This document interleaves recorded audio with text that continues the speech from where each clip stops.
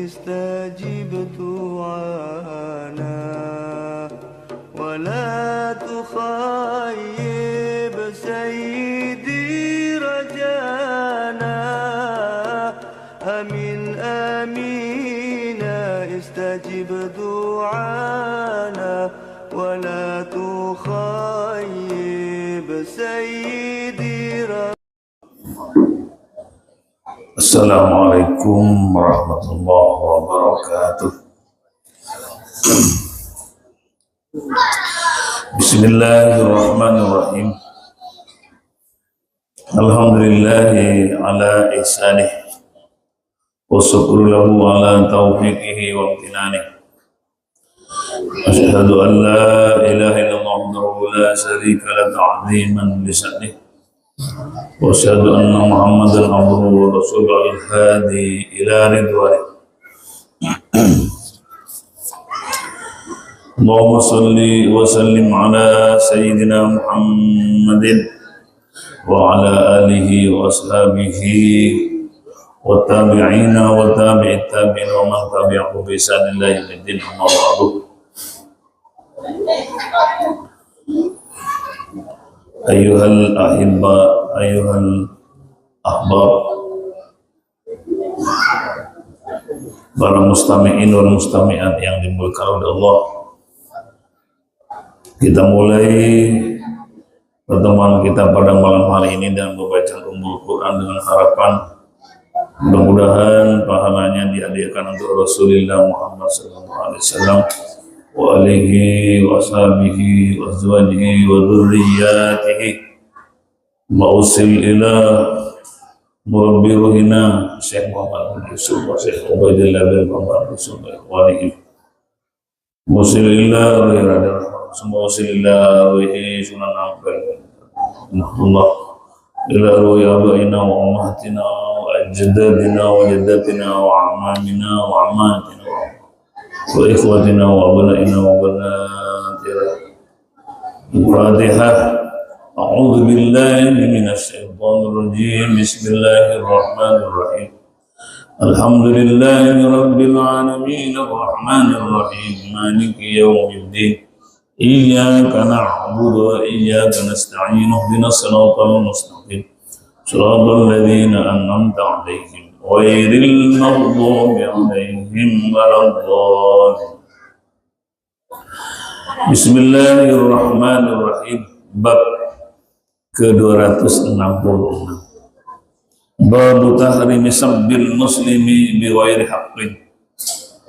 Utawi iki iku bab tahrimi sabbil muslimi, nerangaken ngarak keharamani sabbil muslimina, miswi nyacat orang muslim bighairi haqqin kelawan tanpa alasan kang melerakan benar.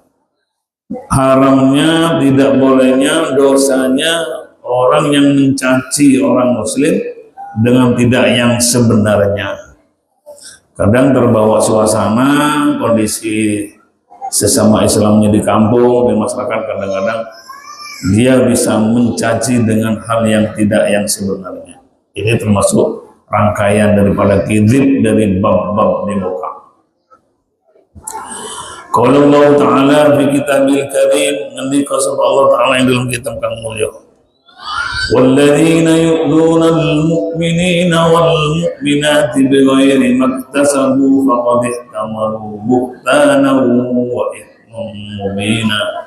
Walladzina utaru yu'dzuna kang padha ngelarani sapa alladzina al-mu'minina ing pira-pira mukmin lanang wal mu'minati lan pira-pira mukmin wedok biwairi ma kelawan saliyane barang iktasabu kang nglakoni sapa alladzina faqad tamalu mongko teman-teman nanggung sapa wong akeh alladzina buhtanan kelawan bendu wa isman lan dosa mubinan kang pertelo. Artinya orang-orang mukmin yang menyakiti orang mukmin lain atau orang-orang yang menyakiti orang lain, orang mukmin, orang laki-laki perempuan tidak sesuai dengan apa yang dilakukan, dicaci, maka dia akan mendapat murka Allah. Sementara yang kita cari adalah ridho Allah, ternyata kamu dapat murka Allah. Murka Allah itu Bapak Ibu identik dengan siksaan.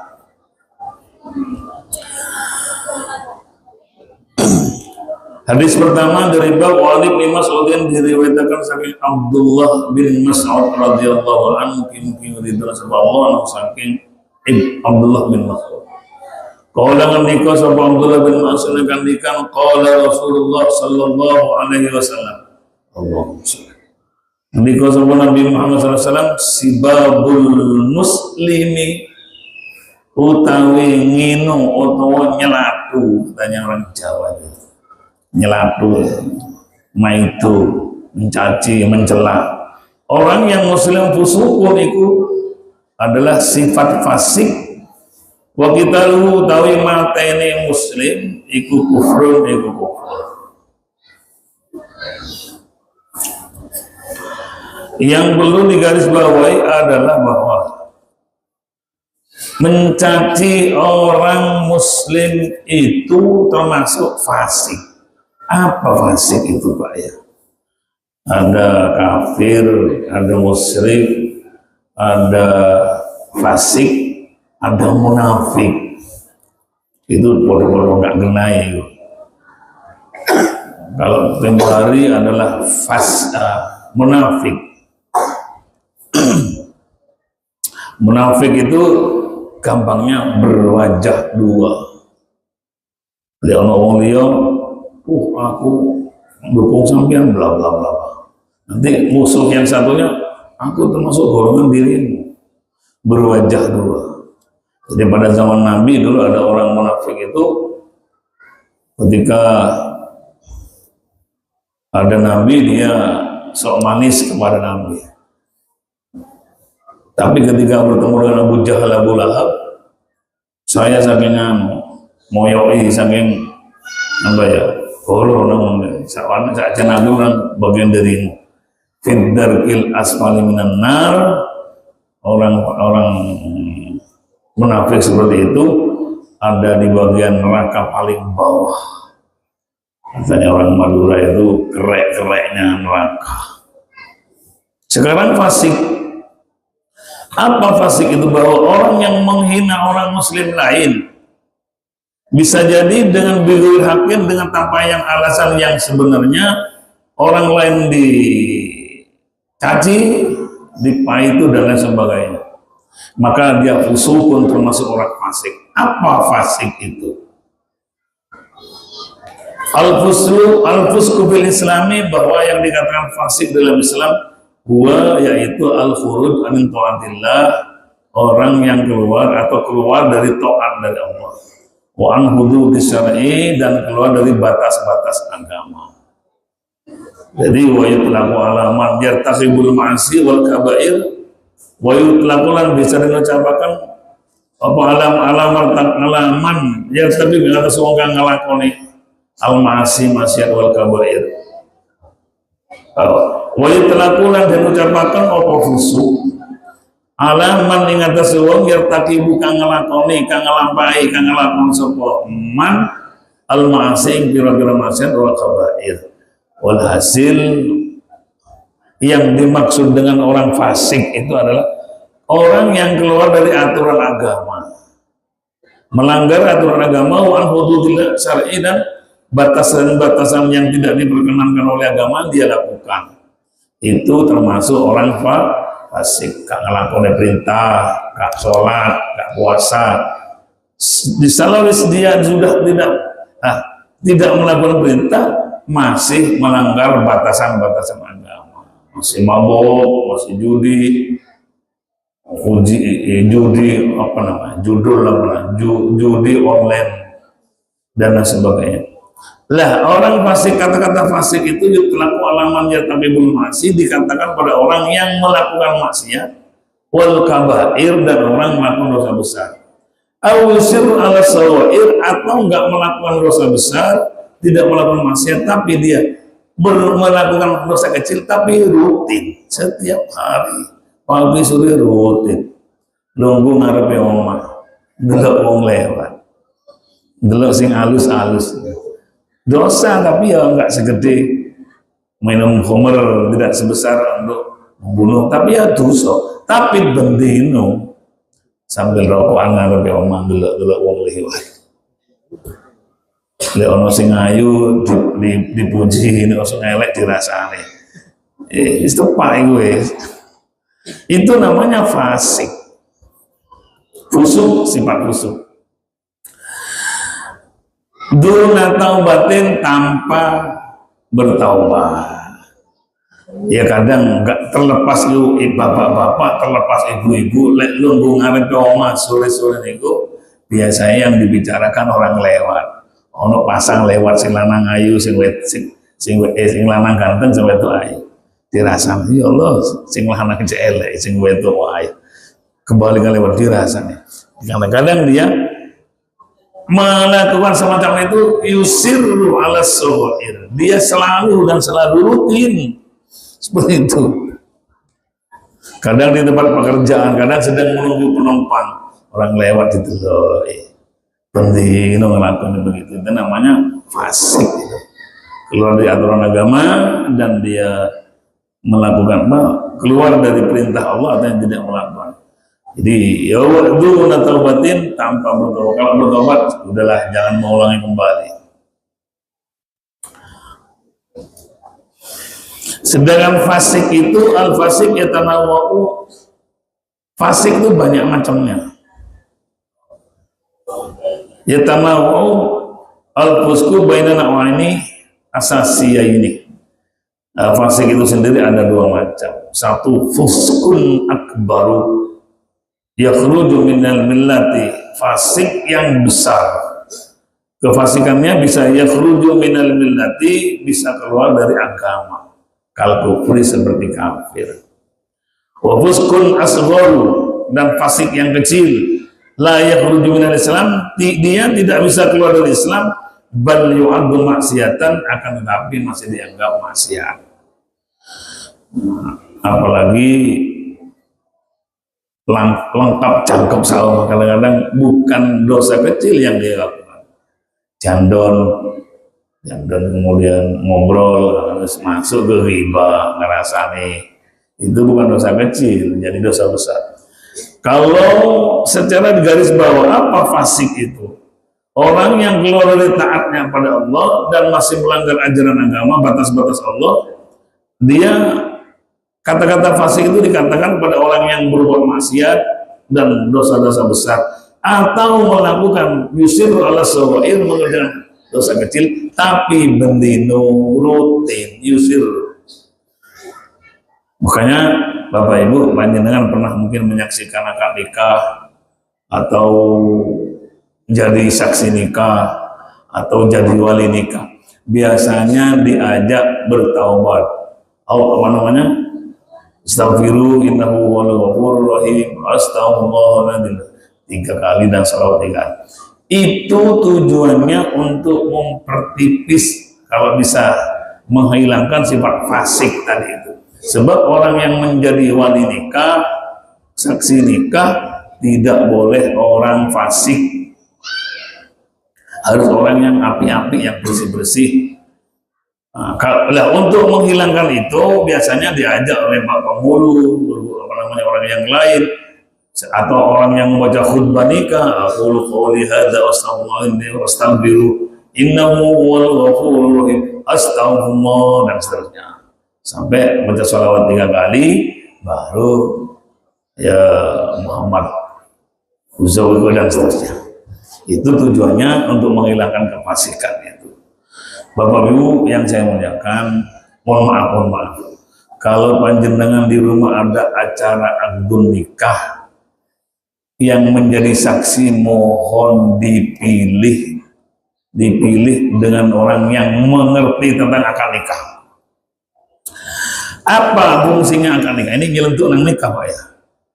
Fungsinya saksi itu bisa menegur ketika penghulunya keliru, karuannya keliru dalam hal akad sigot yang diucapkan ketika akad nikah. Kalau orang yang nggak bisa menegur ketika andai kata ada salah pihak yang mengawinkan, saksi tidak bisa menyalahkan, kalau bisa jangan dijadikan saksi. Karena anggar punya KTP sudah jadi saksi. Kalau bisa untuk lancarnya jalannya acara, karena nikah ini bakal nggak sah. Akad nikah itu kalau nggak sah, maka selamanya pengantin berdua itu kalau tidak diulangi lagi akad nikah yang baik, maka dia akan zina selamanya. Dan hak anaknya bisa jadi anak zina karena akad nikahnya yang tidak benar. Oleh karenanya, monggo hati-hati kalau toh mengajak menjadi atau mengangkat seorang saksi dalam nikah atau yang berkait dengan nikah, maka diharapkan betul-betul mengerti tentang sah tidaknya akad nikah, itu utamanya kepada saksi. Saya pernah, atau bukan sering, tapi 1, 2 kali, 3 kali pernah usul, Pak Kalwa tolong diulangi. Kenapa? Ini tadi tidak menyebut bintah siapa. Sebetulnya bintah itu Fatimah bintah Ahmad. Kalau sebuah tadi menyebutkan maktubatakal mahsuna, tunanganmu, ya walaupun Fatimah tidak usah menyebut bintah, boleh-boleh aja. Tapi bacanya ini dijangkapi. Dan menyebut mas kawin itu tidak wajib. Dimahri miliun rupiah, tidak wajib menyebut. Tapi kita karena tidak biasa menyebut jumlah mahar, ya biasa kandung kulino menyebut mas kawin sekalian. Umpama ada sebagai saksi, panjenengan jadi saksi, tidak menyebut mahri, tidak usah mahri, langsung haram tunai, gak masalah. Nah itu pentingnya orang yang menjadi saksi harus tahu tentang syarat rukunnya akad nikah. Kembali.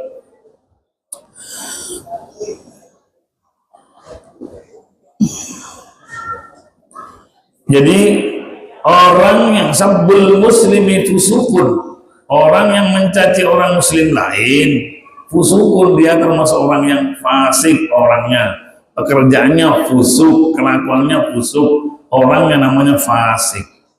Wa qitaluhu lagu tawi mateni muslim, kufrun iku kafir. Yang dimaksud di sini kafir banyak penafsiran. Saking besarnya dosa orang yang membunuh orang lain selain hak, maka dikatakan kufrun atau dosa besar. Kalau membunuhnya dengan hak, mak boleh. Siapa yang berhak membunuh? Ya eksekutor. Ketika ada orang dihukum gantung karena membunuh orang lain, maka dia akan dieksekusi gantung atau dibunuh. Nah, maka yang bertugas dan yang berwajib itu boleh membunuh orang lain. Tapi kalau tidak ada alasannya secara agama, maka tidak boleh membunuh orang lain. Seperti halnya tidak menyebut kelompok, tapi ada bahasa kata-kata carok ini. Itu sebetulnya mestinya yang menangin adalah negara atau hal yang keamanan yang berwajib, tapi kadang-kadang ditangani sendiri, ambil orang-orang tertentu. Dan carok itu tidak harus orang Madura, orang lain pun juga terjadi pembunuhan. Baik hadirin rahimakumullah, semoga kita tidak termasuk orang yang fasik. Oleh karenanya jangan sampai melakukan hal artinya yang menyebabkan diri kita keluar dari agama dan tidak melakukan hal-hal menabrak hal-hal yang dibatas oleh agama, artinya tidak boleh tetap kita lakukan, naudzubillah, kemudian ada dosa kecil tapi selalu, maka dia orang yang fasik.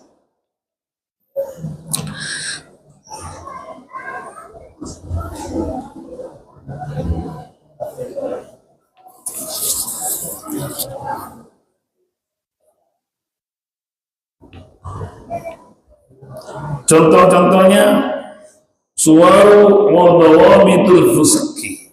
Contoh atau garis-garis atau ciri-ciri orang yang fasik. 1, fi'lul muharramatil kabira, melakukan hal-hal yang diharamkan, hal-hal kelakuan yang diharamkan secara haram, dosa besar, itu namanya sudah fasik. Walaupun melakukan satu kali, minum yang memabukkan satu kali, walaupun satu kali karena dosa besar, langsung statusnya fasik.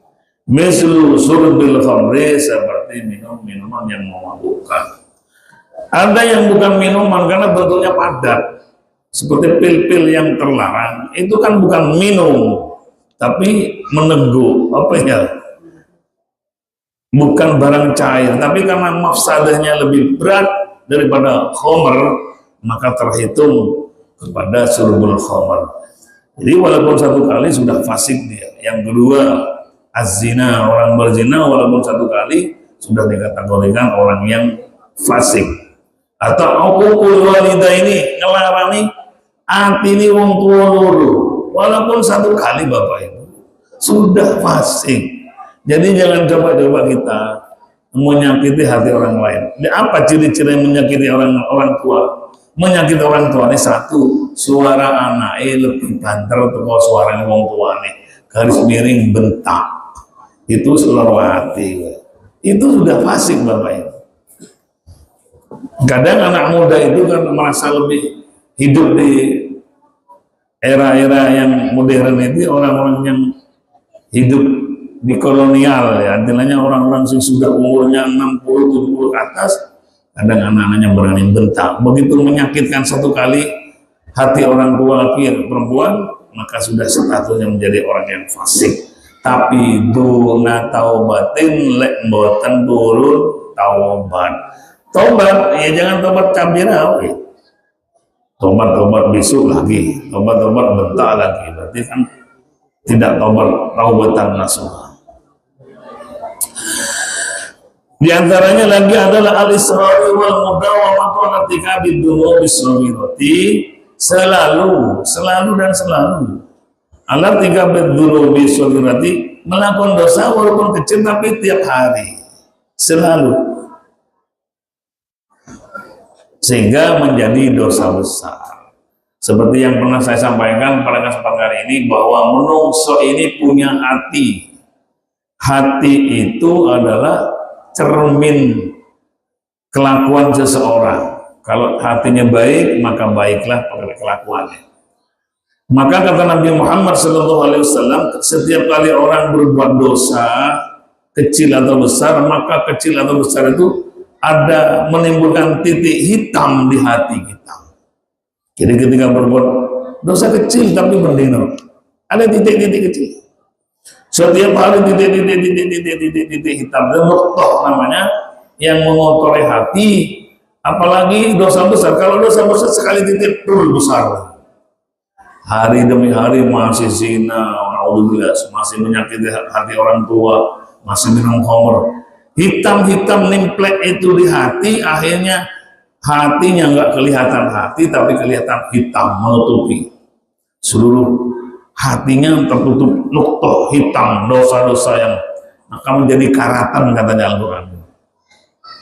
Kalau sudah karatan hatinya, sulit dituturi, malas ibadah, keras pada orang lain, karena sudah hatinya tertutup dengan titik-titik. Jadi dosa yang kita lakukan itu merupakan menimbulkan titik hitam di hati. Kalau dosanya selalu dan selalu, maka akhirnya titik-titik itu, hitam-hitam itu bisa menutupi hati kita. Kalau sudah tertutup, ya namanya hati tertutup, katanya orang Indonesia keras kepala, ada yang bilang keras hati. Kenapa? Ya ketutupan dosa-dosa, karena dosa satu kali titik hitam di hati kita. Tapi kalau bertobat, kata Allah, kata Rasulullah Muhammad SAW, sokula itu menghilang, anyar lagi, taubat lagi. Tapi kalau sudah menahun, sejak kecil udah maksiat terus sampai umur puluhan, sampai 60, sampai 70, maka sulit untuk dihapus dengan taubat karena terlalu tebal hitam-hitam yang menempel di hati itu. Dan orang yang ketutupan hatinya dari titik-titik hitam itu, yang menguasai adalah hawa nafsu. Semua orang salah, yang benar hanya saya. Oh, banyak musuh segala macam. karena hatinya tertutup dengan noktah hitam.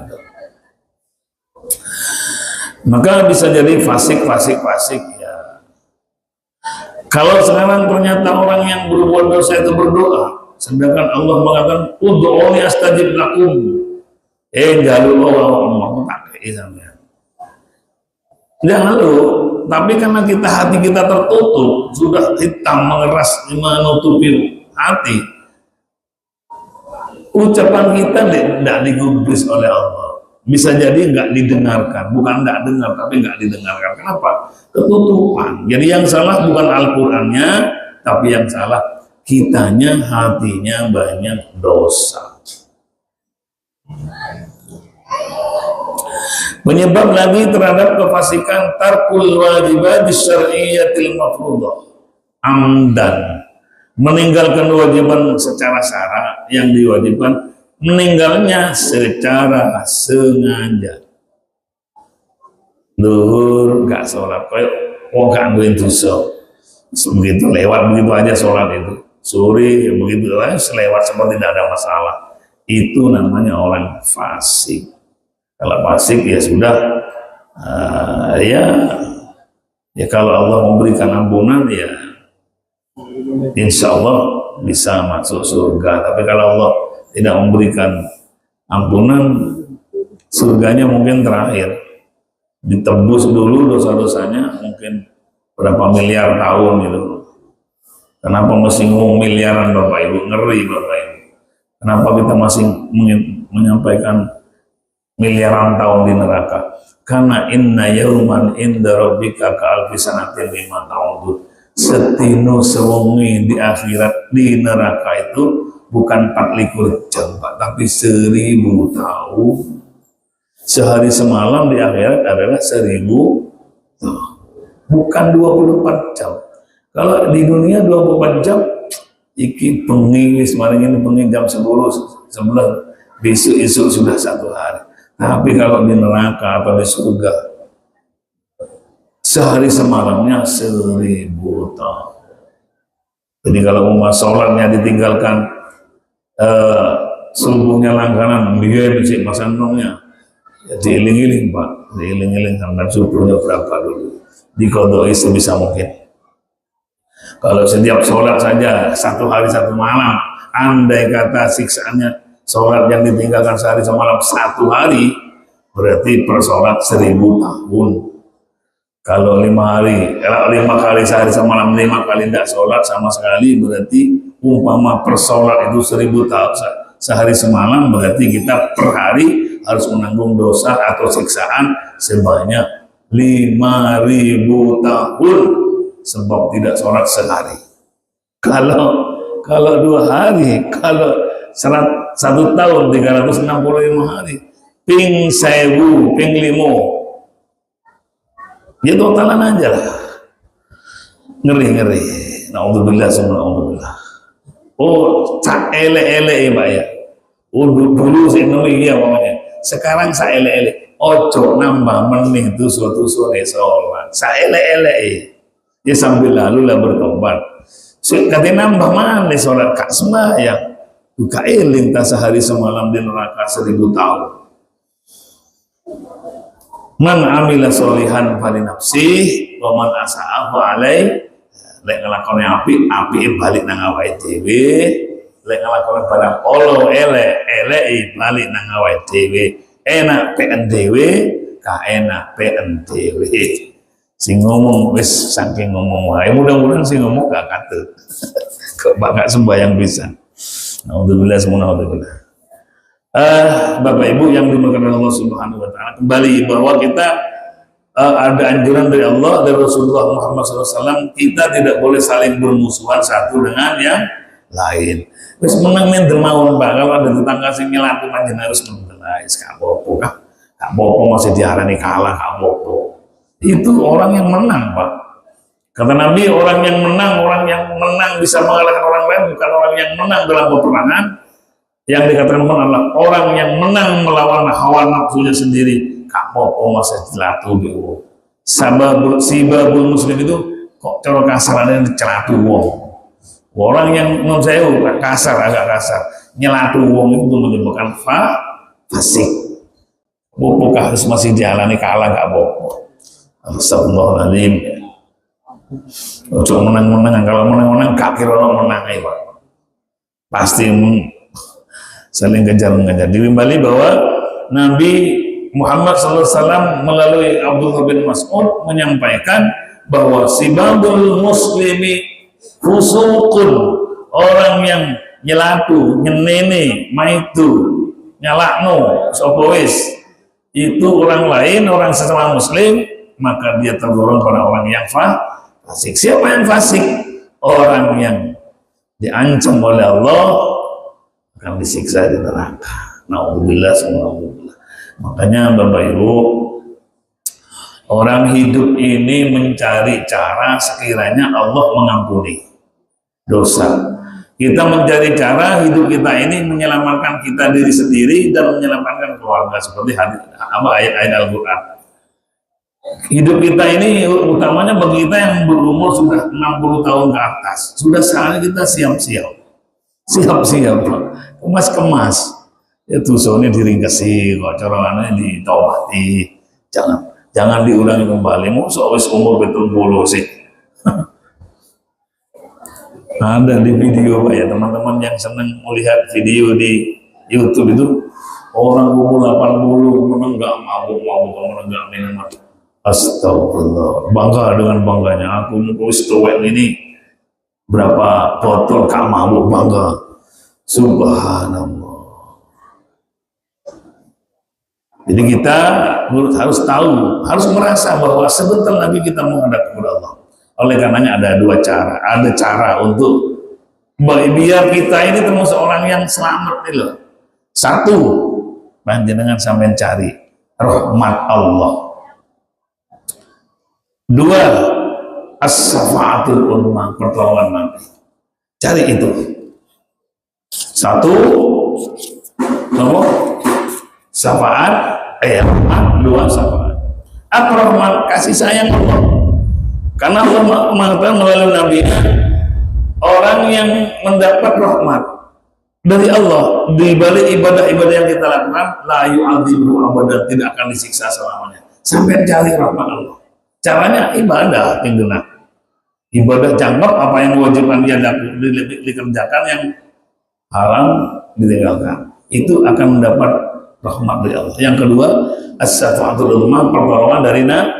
Pertolongan Nabi gampang Pak, sering saya sampaikan. Yang dikatakan syafaat saja nih awal dewi ini mau rokok, saking banyaknya dosa. Tapi itu umat itu dulu masa hidupnya senang membaca sholawat itu, tak syafaati. Karena yang mendapat izin syafaat itu adalah Nabi Muhammad. Yang berhak memberikan syafaat adalah Allah Subhanahu Wa Taala. Tetapi Nabi Muhammad itu diberi izin oleh Allah untuk memberikan syafaat, termasuk kita itu. Entas itu namanya syafaat. Kalau kita mendapat rahmat dan syafaat dari Nabi, insya Allah dosa-dosa itu terampuni sebesar apapun. Kalau ada dua, rahmat dan kasih sayang, dan kedua adalah syafaat dari baginda Rasulullah Muhammad. Syafaat itu ada orang yang mendapat syafaat derajatnya semakin tinggi di surga. Ada syafaat itu adalah dia ketika mendapat syafaat mestinya masuk neraka jadi masuk surga. Ada mendapat syafaat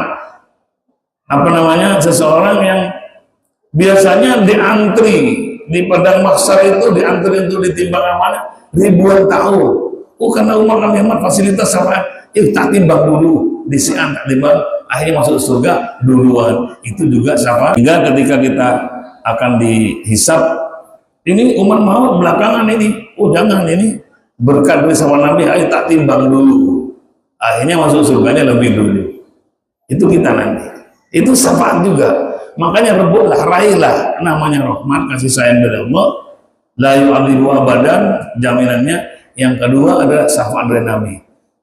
Sehingga kalau panjenengan pernah umroh, pernah di Raudhah tertulis hadis Nabi, syafaati li ahlil kabairi min ummati, di Masjid Madinah, di Raudhah.